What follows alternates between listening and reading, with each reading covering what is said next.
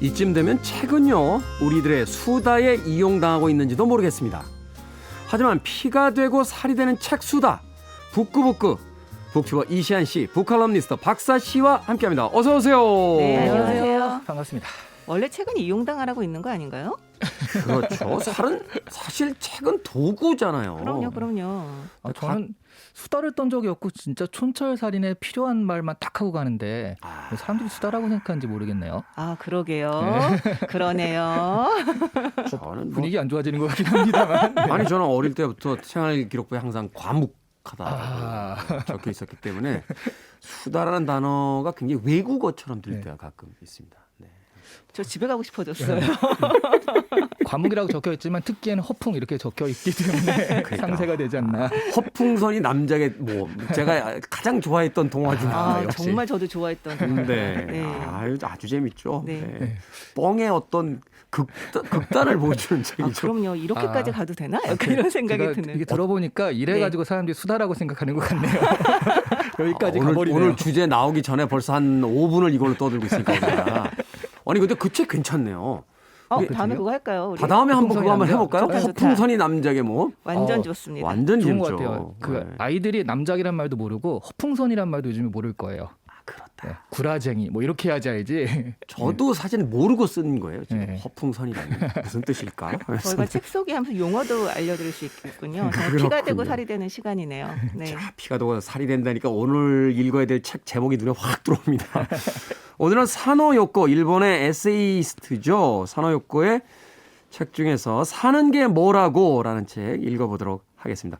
우리나라에서 특히나 이제 젊은 여성층들에게 굉장히 그 많은 인기를 얻었던 네. 그런 작가이기도 한데 네. 어떤 작가인지 먼저 박사 씨께서 좀 소개를 해 주시죠. 네. 정말 에세이가 굉장히 인기를 끌었다는 점에서 에세이스트다 이렇게 얘기를 할 수도 있겠지만 네. 사실은 그림책 작가입니다. 네. 그렇죠? 네, 정말 너무나 멋진 그림책들을 많이 내셨죠. 저희가 이 시간에 그림책을 할 수 있다면 제가 100만 번 산 고양이를 하자고 강력하게 추천을 했을 텐데 네, 아쉽습니다. 네. 100만 번 산 고양이. 네. 이 1938년 중국의 베이징에서 태어났어요.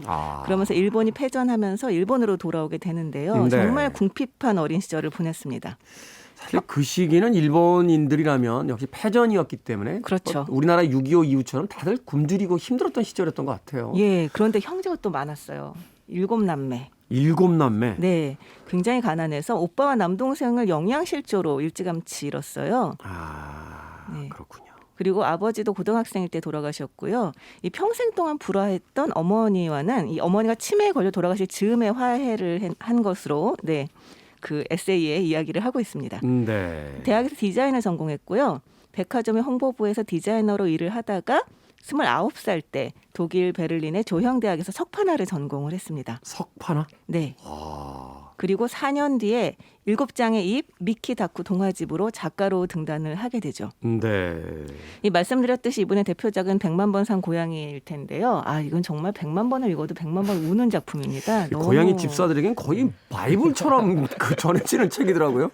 고양이 집사뿐만이 아니라 네. 인생에 대해 생각해 보실 분들은 한 번씩 다 읽어보시기를 바랍니다. 네. 그렇군요. 이제 그 외에도 많은 그림책과 에세이집을 출간을 했습니다. 그리고 상도 굉장히 많이 받았고요. 네. 2003년에 일본 황실에서 자수포장을 받았고 그 다음 해에 암에 걸렸어요. 그리고 2010년 72세의 나이로 돌아가셨습니다.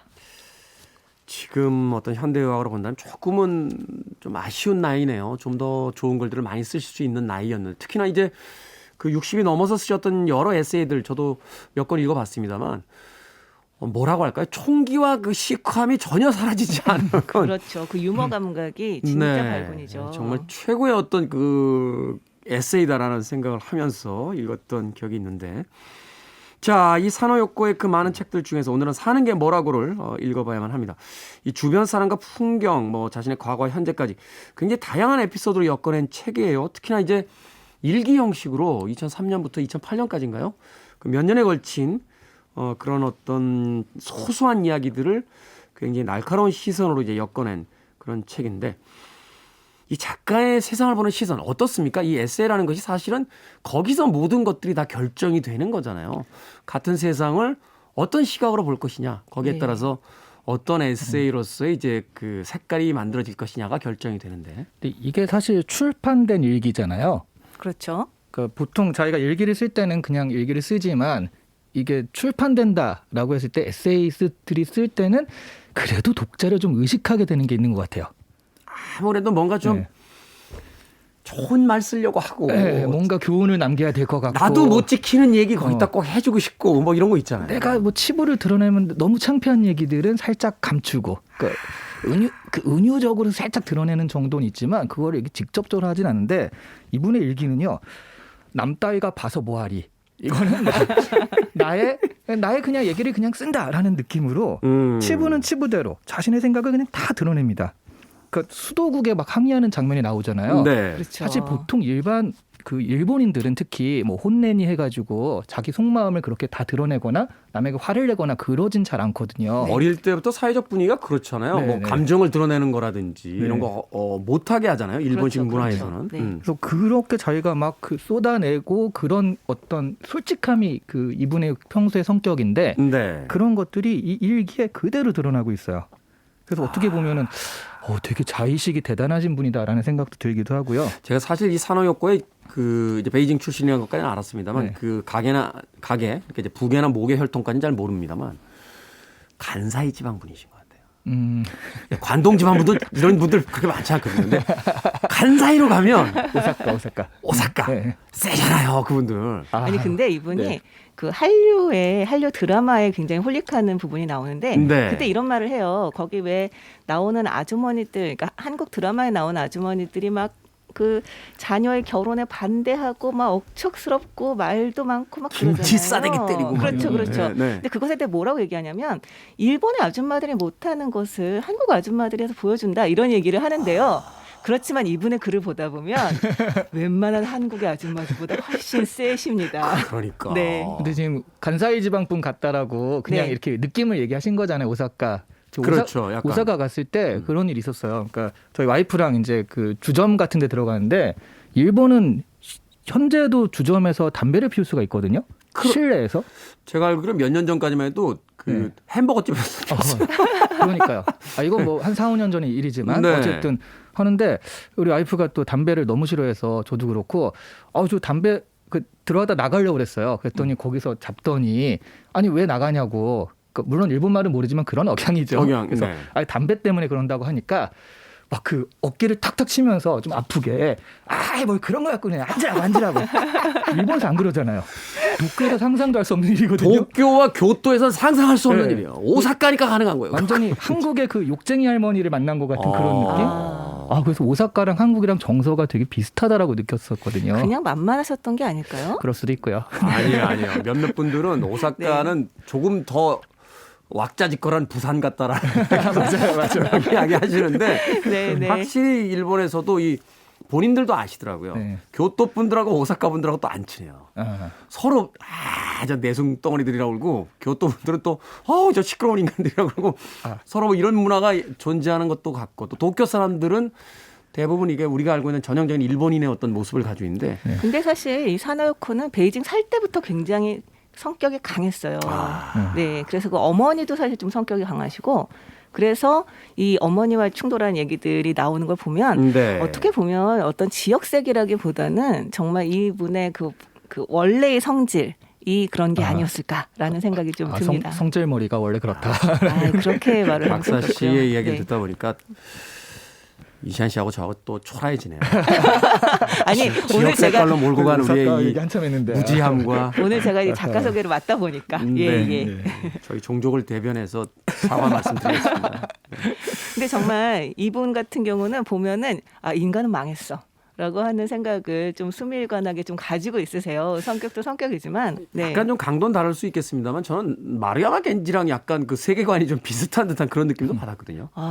그보다는 조금 수더분하고 조금 더 유머 감각이 있으신 분인 것 같아요. 네. 그리고 정말 약간 되게 짓궂고 또 이렇게 본인 자체가 약간 천연덕스러우면서 어떤 그런 그 인간의 모순? 이런 네네. 것들도 좀 아주 스스럼없이 보여주는 그런 형태로 글을 쓰십니다.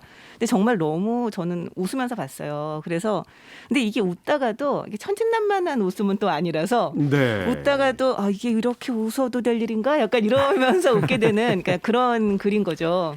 근데 저는 보면서 느낀 게 아 정말 이분하고 개인적으로 친하는 건 좀 피하고 싶다. 상처받을 수 있습니다. 에세이에 정말 많은 사람들이 정말 솔직한 모습으로 나오는구나. 약간 이 생각은 했죠. 예. 일행 중에 이런 분 한 분 있으면 술 먹다 살해 들립니다. 그렇죠. 굉장히 긴장하고 마셔야 되기 때문에 그럼요. 바로 다음 뭐 에세이에 제가 등장할 수도 있는 거잖아요. 네, 제가 사실은 이런 이야기 할 그것도 못 되는 게 제가 사실은 어릴 때 약간 이런 캐릭터였던 것 같아요. 저 되게 까칠하게 보더라고요, 사람들이. 근데 저는 아니라고 생각했는데 오늘 반성 많이 하게 되네요. 하여튼 젊은 날에 같이 술자리 했던 모든 사람들에게 다시 한번 반성의 이야기를 드리는 바입니다. 자, 이 시크한 독고 작가의 일상 철학 이렇게 부제가 달려 있습니다. 이 산호욕고의 철학이나 생활 방식 중에서 좀 인상적이었다 이런 부분들이 있다면 하나씩만 좀 이야기를 해 주시죠. 저는 딱 이 구절. 나는 내 사랑스러운 침대로부터 반경 50m 안에서 거의 생활한다. 그러니까 이게 그냥 집에서뿐만 아니라 50m면 그냥 어디 앞에 편의점, 네, 편의점 가고 네, 그 어디 정도죠. 가고 사랑스러운 침대 50m를 그다지 벗어나지 않고 다 생활한다. 이게 굉장히 뭔가 되게 부럽다라고 하면서도 하여튼 되게 그 인상 깊은 구절이었던 것 같아요. 네, 사실 굉장히 놀라운 게 뭐냐면 이를테면 마스다미리 같은 작가 같은 경우는 자기가 네. 에세이를 계속 쓰니까 에세이의 소재를 얻기 위해서 뭐 그 일일 원데이 클래스 같은 거 있잖아요. 그런 굉장히 특이한 것들도 많이 듣고 경험을 많이 하려고 애를 씁니다. 그런데 산호역과는 그런 생각이 전혀 없어요. 일하는 거 싫어하시잖아요. 네, 일하는 거 되게 싫다고 해서 얘기를 하고 있죠. 그래서 네. 제가 이 얘기를 하면서 이 얘기를 할까 말까 했는데 네. 이래서 되게 좀 좁다라는 생각. 그 음식 같은 걸 되게 깊이 얘기를 네, 한다든가 네. 그런 것들이 음식을 그 묘사할 때도 되게 깊이 있게 얘기를 하잖아요. 그렇죠. 그런 것들이 어떻게 생각하면 이렇게 좀 좁은 세상을 살아서 그런 건 아닐까 하는 생각도 들었어요. 몰입은 하는 세상, 네. 아주 작은 공간에 깊게 쳐다보는 세상. 네. 근데 얼마나 그 세상이 좁으냐면 이런 얘기도 나옵니다. 이제 병에 걸렸잖아요. 그래서 병원을 가까운 데를 이제 무조건 병원이 가까워야 되는 거죠. 그렇죠. 60m. 그래서 정말 아주 가까운 병원 단식하는데 이분의 표현에 따르면 이 정도의 거리는 큰 병원이라면 이쪽 끝 복도에서 저쪽 끝 복도 가는 정도의 거리다. 이렇게 얘기를 하거든요. 저는 그 대목에서 진짜 빵 터진 게요. 네. 제 어머니의 그 주거 환경에 3대 요소가 있습니다. 나이가 있으시다 보니까 첫 번째 병원, 그렇죠. 두 번째 교회, 아, 세 번째 백화점. 백화점. 중요합니다. 지금 노원역 부근에 사시는데 완벽한 입지에 살고 계세요. 그래서 저희 어머님은 아무리 좋은 집이 생겨도 나는 여기를 떠날 생각이 없다 하시면서 근데 그게 굉장히 중요한가 봐요, 사실은. 그럼요. 말하자면 이제 자신의 어떤 친구들을 만날 수 있는 공간, 소일거리가 있는 공간, 또 이제 네. 건강에 대한 부분이 이제 걱정이 되는 공간이 있는데 그런 부분들을 바로 이 산호욕고가 되게 뭐라고 할까요? 그냥 기록해내는 것이 아니라 굉장히 유머러스한 어떤 위트를 사용해서 네. 적어내고 있다는 점이 또 이 에세이의 어떤 발랄한 경쾌한 지점이 아닌가 하는 또 생각을 해보게 되네요. 사실 그 좁은 세계라고는 말을 해도 여기에 등장하는 인물들의 다채로움은 정말 놀라울 정도입니다. 그러니까 이분이 인간관계가 다른 사람보다 넓다는 생각은 안 들거든요. 그런데 이분의 인간관계에 포섭되어 있는 사람들이 다 너무나 개성이 강해요. 어떻게 보면 산호역고가 그분들의 개성을 발견하는 눈이 있을 수도 있고 아니면 정말로 이분이 또 좀 괴짜인 작가이기 때문에 이분 주위에 있는 사람들도 그런 성격을 갖고 있을 수도 있고라는 생각은 좀 들더라고요. 그렇죠.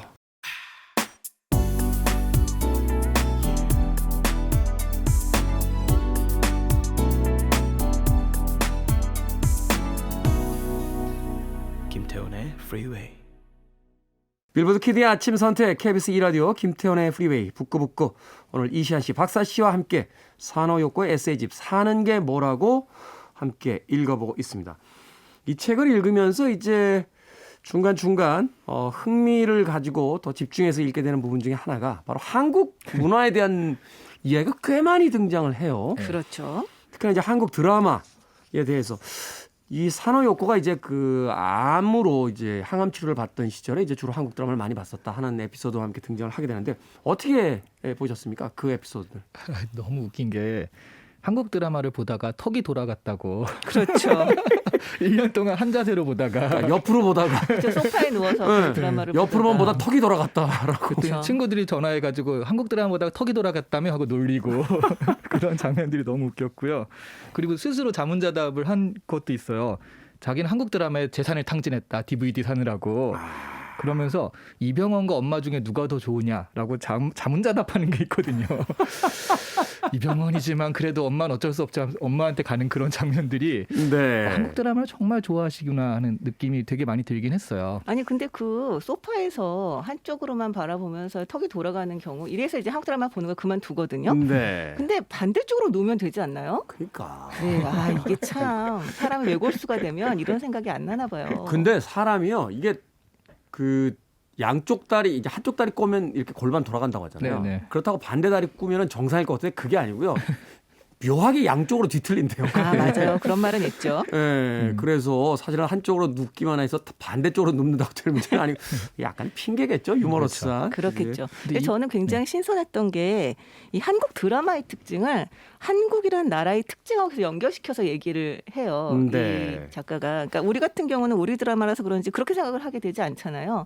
이 막장 드라마를 봐도 야 신기하다. 약간 이러면서 보는데 이분은 아 한국이라는 나라가 이래서 그런가 보다. 약간 이러면서 보게 되는 거죠. 우리나라 사람들은 오히려 야 저런 얘기가 어딨냐 그러면서 안 보는데 외국 분들은 야 한국은 저래 하면서 그렇죠. 그 드라마를 보더라고요. 네, 그래서 작가가 이 윤사마하고 네. 그 드라마에 나온 스토커인 남자가 절대로 포기하지 않는 걸 보면서 이렇게 감탄을 합니다. 36해 동안 일본에 쌓인 원한을 잊어주는 민족이 아니다. 저들은 그런 아주 근성을 가진 한국인은 근성을 가진 민족이다. 이렇게 집요한 얘기를 하죠. 민족이다. 예. 네. 근데 거기랑 자기 에피소드를 섞어서 얘기하잖아요. 한국인 지인이 있는데 계속 이 사람이 일본은 말이야 하면서 자기가 자기도 모르게 계속 사과하게 됐다. 죄송합니다 하고 사과하게 되는데 36년 동안 내가 그 사람의 그 불만을 들어줬으니 이제 36년이 지났으니 나도 이제 그 사람과 절교하겠다 하는 장면이 나오거든요. 그렇죠. 네. 그렇죠. 그렇죠. 사실은 그리고 또 이 한국 드라마에 등장하는 그 장면을 묘사하는 데서 저도 사실 실수가 좀 터졌어요. 그 장미꽃으로 하트를 만들어 주거나 눈먼 여자를 위해 자기의 목숨을 바쳐서 각막을 기증하고 그런 장면들 이걸 도대체 어떤 일본 남자가 할 수 있단 말인가 막 이러면서 그렇죠. 그래서 이거를 로맨스로 접근하는 게 아니라 환타지로 접근한 것 같아요. 판타지. 네, 네. 사실은 근데 판타지가 맞는 게 최근에 이 드라마 작법하는 사람들한테 이야기 들으면 멜로드라마 쓰긴 거의 불가능해졌대요. 왜냐하면 이게 판타지가 돼버려서 이제는 그러니까 로맨틱 코미디는 쓸 수 있지만 예전처럼 그 절절한 멜로를 쓰면 아무도 믿지를 않는다고 감정이 이야기를 이야기한다 하더라고요. 이런 거죠. 네, 그런데 문제는 뭐냐면 이렇게 이제 외국의 작가들은 이게 한국인이 다 저런가 보다라고 생각하는 게 문제가 있죠. 근데 한 가지 인상적인 구절은 있었어요. 그러니까 한국의 드라마를 보면서 느끼는 거는 사랑을 믿고 있다는 거. 여기 정확하게 이렇게 얘기를 해요. 스토리 전개는 문제되지 않는다. 오로지 정밖에 없다.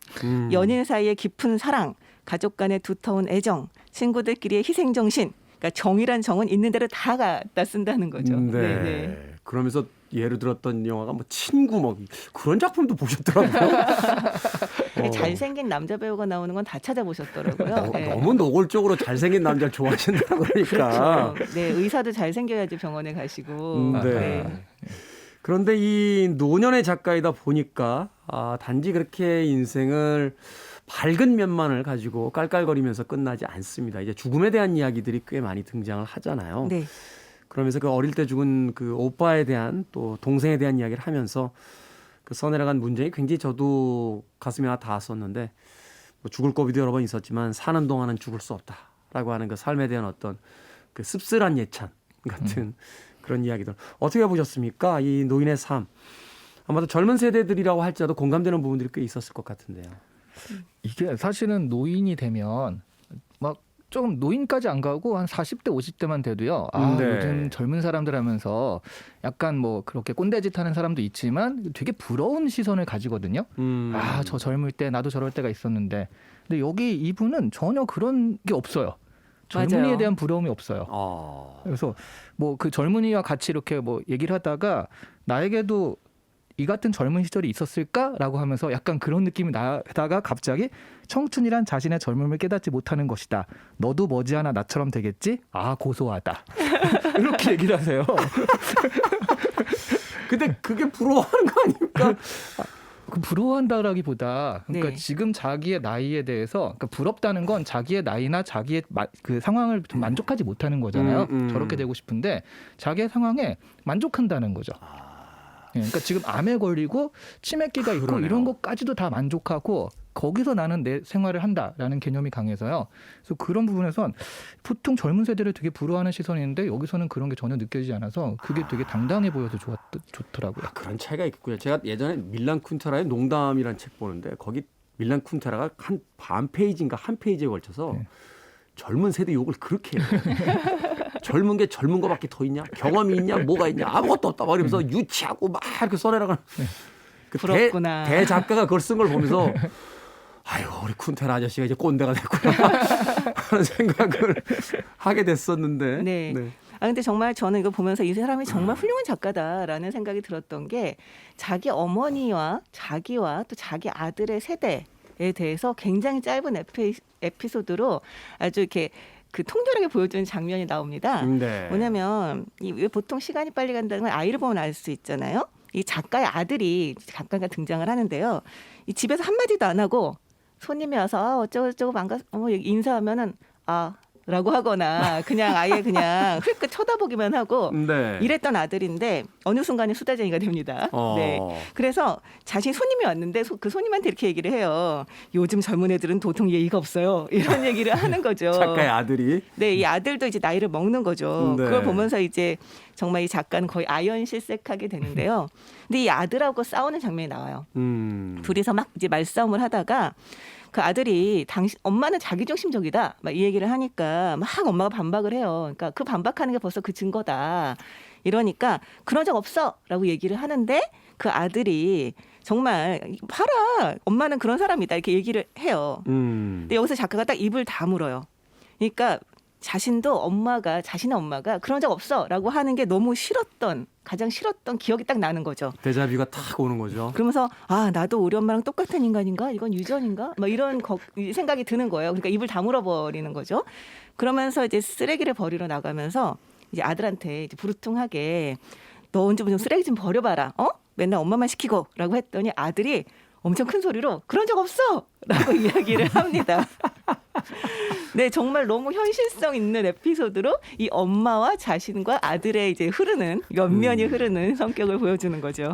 어쩔 예. 수 없죠. 그 DNA라는 것이 참 정말로 무섭다라는 생각을 해보게 되는데 제가 뭐 여러 번 이야기했었습니다만 저희 아버지하고 저하고 그렇게 사이가 안 좋았던 시기가 꽤 많은데 나중에 나이 들어서 보니까 수염의 모근까지 닮았더라고요.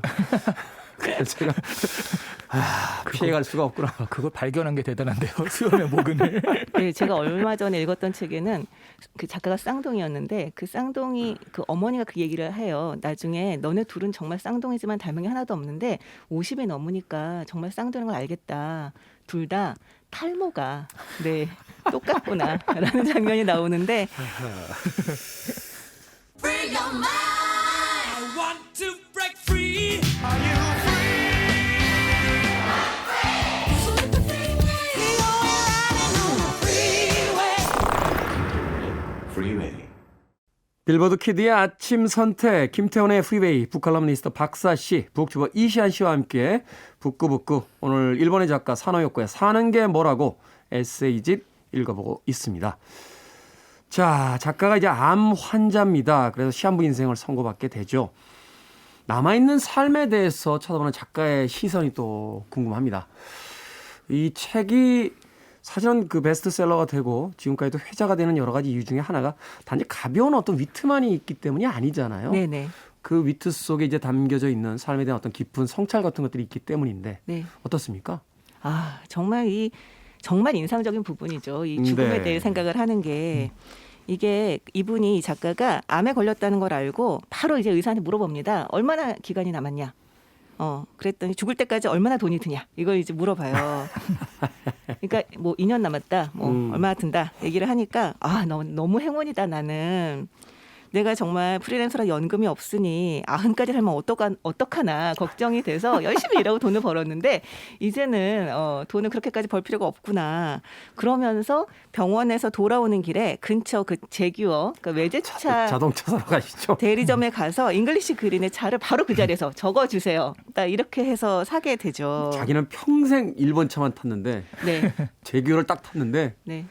너무 완벽하다 차가 이러면서 막 좋아하세요 이분. 그렇죠. 근데 누가 그 차를 타는 거 시기한다라는 얘기를 듣고 이렇게 말을 합니다.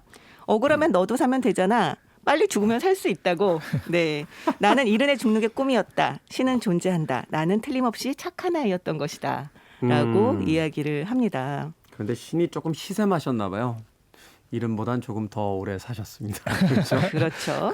그리고 네. 더 재밌는 거? 웃긴 거는 그 제규어를 새 차를 샀잖아요. 그리고 일주일 안에 너덜너덜해졌다고. 자기 집 주차장 너무 좁아서 거기 넣다가 계속 긁으시죠. 그런 얘기가 네. 나오죠. 네, 네. 그러니까 이 보면 죽음도 그냥 삶의 한 과정이다. 이렇게 받아들이시는 것 같아요. 그러니까 학교 입학 통지가 나오는 그런 나이가 있잖아요. 네. 학교 입학 통지가 나오듯이 또 죽음도 그냥 받아들이고 그래서 암이라고 선고를 받았을 때도 암이니까 어떻게 살아 그게 아니라 머리를 깎으러 가는 에피소드가 있거든요. 그래서 머리를 깎으러 가서 나는 암 환자라서 면도기로 좀 밀어달라고 그러니까 그 이발사가 되게 곤란한 표정을 지으니까 아니 뭐 징그러우면 안 해주셔도 돼요. 그러거든요. 그러고 깎고 나서 야 내가 이렇게 잘 어울릴지 몰랐다 민머리가 내 인생 머리다라고 좋아하시는 장면이 있어요. 네. 그런 것들이 이런 어떤 과정들 중간에 우리가 생각하면 되게 슬프고 어려울 수 있는 그런 것들을 그냥 담담하게 하나의 과정으로 받아들인다라는 생각이 굉장히 많이 들더라고요. 네. 담담한 정도가 아니죠. 엄청 기뻐하십니다. 이분 같은 경우는. 이렇게 얘기를 해요. 내게는 지금 그 어떤 의무도 없다. 아들은 다 컸고 엄마도 2년 전에 죽었다. 꼭 하고 싶은 일이 있어서 죽지 못할 정도로 일을 좋아하지도 않는다.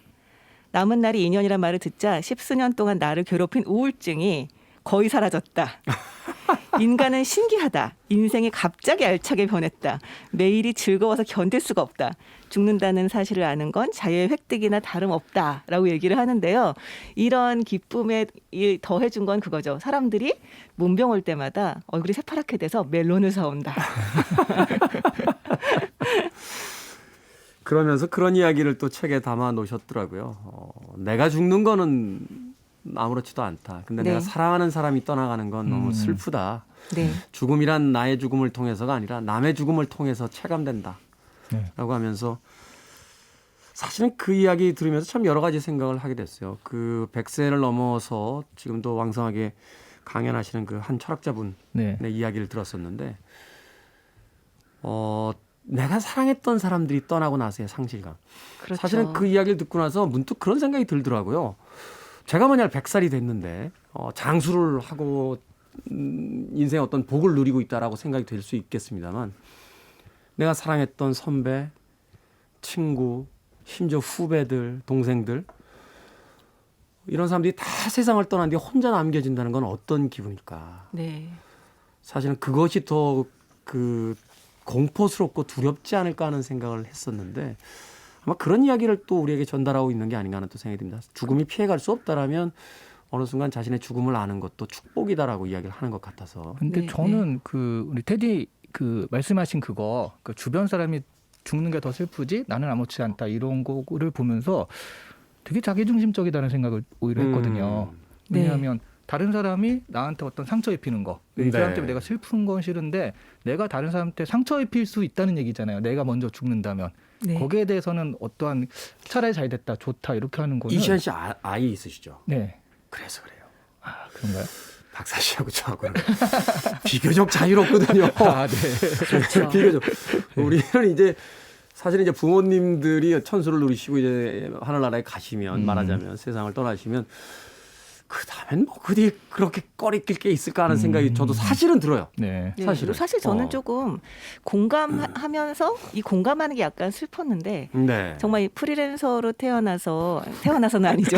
프리랜서로 살면서 내 노후의 자금들을 내가 죽는 그 순간까지 써야 될 돈을 벌어야 된다라는 부담감을 계속 가지고 사는 거는 사실은 그렇게 쉬운 문제는 아니거든요. 그렇죠. 그래서 이분이 정말 너무나 훌륭한 작품을 많이 썼고 그리고 정말 많은 작품들을 썼음에도 불구하고 자신의 일이라고 하는 게 이분한테는 계속 먹고 살기 위해 돈을 벌어야 하는 일의 연속이었던 거고 그래서 이제 우울증도 걸렸던 거고요. 네, 그걸 생각을 해보면 아 이게 공감이 되고 약간 부럽기까지 한 게 좀 슬프다라는 생각이 저는 좀 들었어요. 그런 생각도 들어요. 네. 만약에 이 산호효과처럼 세상의 모든 사람들이 자기의 죽는 날을 안다라면 네. 과연 지금처럼 영원히 살 것처럼 그렇게 탐욕을 부리고 그죠? 평생 쓰지도 못할 돈을 벌려고 그렇게 많은 사람들을 괴롭히면서 네, 과연 그렇게 살까? 그렇죠. 이분 같은 경우도 2년이라는 얘기를 듣고 정말 자기가 먹고 싶은 거 먹고 보고 싶은 DVD 사고 막 그렇게 살다가 아, 나 이러다가 2년보다 더 살면 어떡하지? 이렇게 걱정을 하는 장면이 나오는데요. 네. 진짜 그냥 뭐 남에게 물려줄 것도 없고 남에게 손 벌릴 것도 없이 자기 인생을 정리하고 갈 수 있다는 건 어떻게 보면 조금 행운일 수도 있겠다는 생각이 들어요. 그렇군요. 저도 사실은 그 대목이 가장 인상적이었던 그런 기억이 납니다. 아까 박사 씨께서 태어날 때부터 프리랜서는 아니었다는데 원래 우린 태어날 때 프리랜서로 태어납니다. 아, 예. 프리하게 태어났죠. 살아가다가 정규직이 되는 거지. 태어났을 때는 뭐 소속이 없이 그러네요. 네, 태어나게 되는 거니까. 네. 저희는 뭐 저희 직업에 대해서 그런 자부심을 가지고 있습니다. 네, 그럼요. 단지 일하기 싫다는 거. 그게 좀 이제. 자, 한 줄 추천사로 이 책에 대한 마무리 해보도록 하겠습니다. 예, 이 책을 보면 우아하게 늙어가는 법보다 중요한 솔직하게 늙어가는 법 이런 걸 좀 알 수 있을 것 같아요. 솔직하게 늙어가는 그렇게 타자의 어떤 시선을 의식하지 않는 나로서 늙어가는 법. 네. 중요하겠네요. 작가도 뭐 사실은 내가 누군지 영원히 알 수 없을 것이다라고 이야기를 합니다만 그렇기 때문에 더욱더 솔직하게 살아가는 것. 네. 네.